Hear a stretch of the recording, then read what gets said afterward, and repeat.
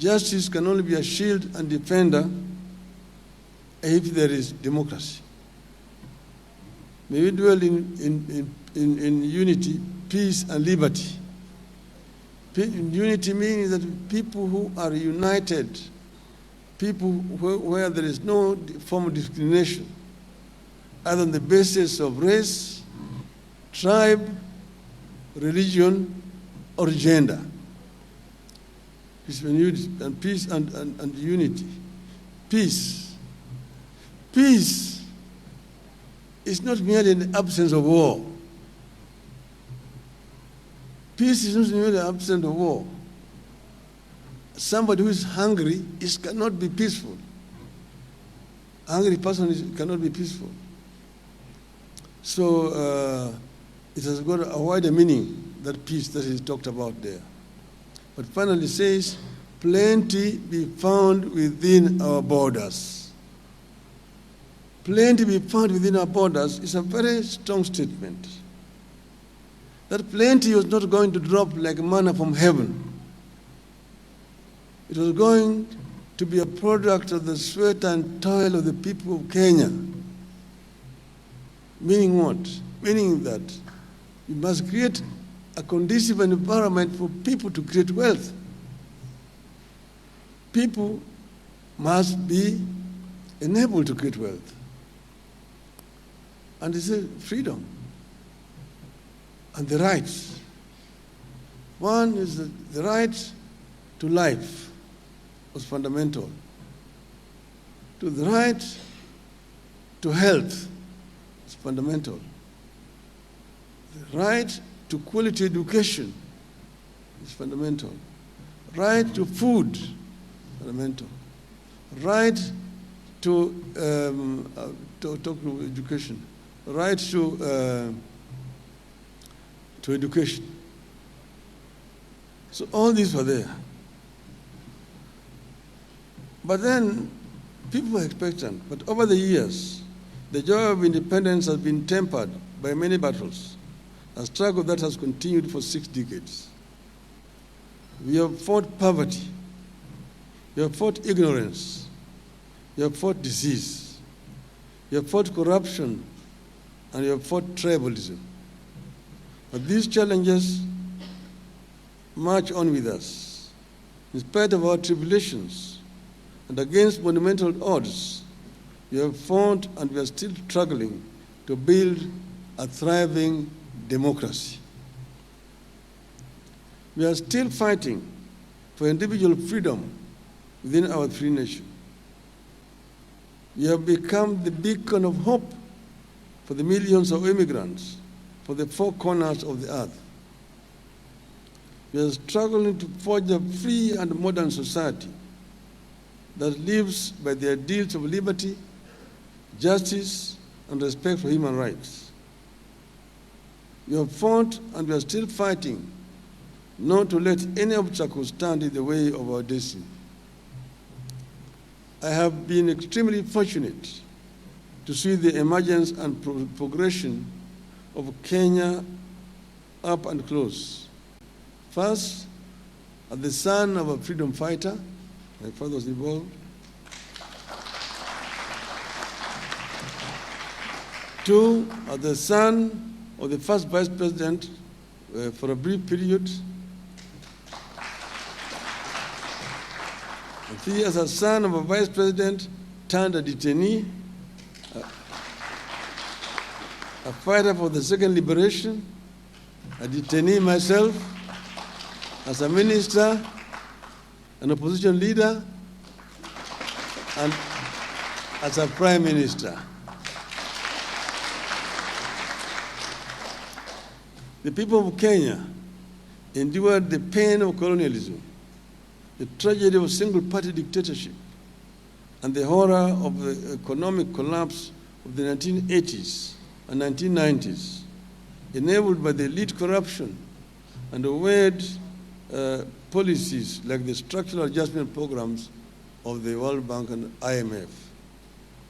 In these periods of colonialism, elite corruption, and ethnicization of national life, callous and cruel leaders took away lives and broke apart families through detention camps, jails, assassinations, and state-enabled high level of poverty. But all these tragedies and unfortunate turn of events could not take away the spirit of the Kenyan people. I have seen Kenyans pick their armor of courage to confront dictatorships and bad regimes. This 60th anniversary is therefore a good time to reflect on our past. It is also a time to look to the future. Where will this country be on the 120th anniversary of its birth, another 60 years from today, which will be the year 2083? This is a challenge that I want Kenyans to reflect on. Where we are going to be 60 years from today. Will we still be a country going around the world with begging bowls? Will we still be a country struggling with the weight of corruption, tribalism, lack of accountability, and empty promises for which the promise makers pay no price? Are we able to set the stage for a future of a dramatic departure from the Kenya of today? As a nation, we have always had great ideals on paper, including in our constitution and various policy documents like the Vision 2030. We have values and principles of governance that include patriotism, national unity, sharing and devolution of power, the rule of law, democracy, and participation of the people. We also aspire for human dignity, equity, social justice, inclusiveness, equality, good governance, integrity, transparency, and accountability, among others. We aspire to live in unity, peace, and liberty. We aspire to be a nation of plenty. We aspire to be a caring nation that provides the best possible medical care to all its citizens. A nation that provides the best possible education to its children for free. That's why we promised, as Azimio, free education in primary, secondary, up to university level.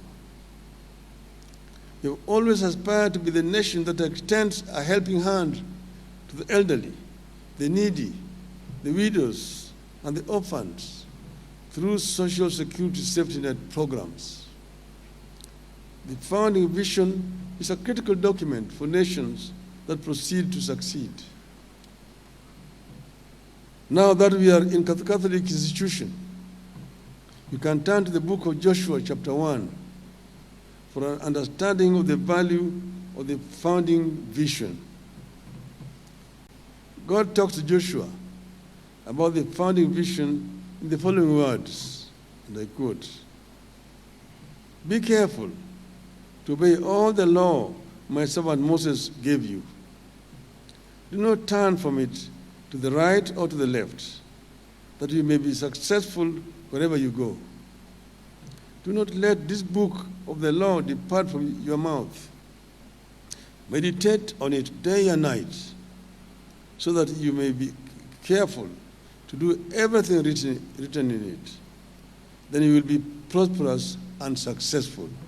Unquote. Today, we are way off the original dream. The nation is reeling under the heavy burden of corruption, officially sanctioned tribalism, heavy burden of taxation, and a harsh and heartless leadership. We are not the confident nation we have been over the decades. Once upon a time, Kenyans were too proud and so confident of their nation that they refuse to seek jobs abroad, including the United Nations. Today, our people are scrambling to leave the country. A recent study by Pew Research showed that up to 54% of Kenyans would wish to relocate from the country. Our children are struggling to get farm jobs in Israel, to be house helps in Saudi Arabia, and security personnel in Qatar. And the president is looking for jobs for them there, to become ayahs there.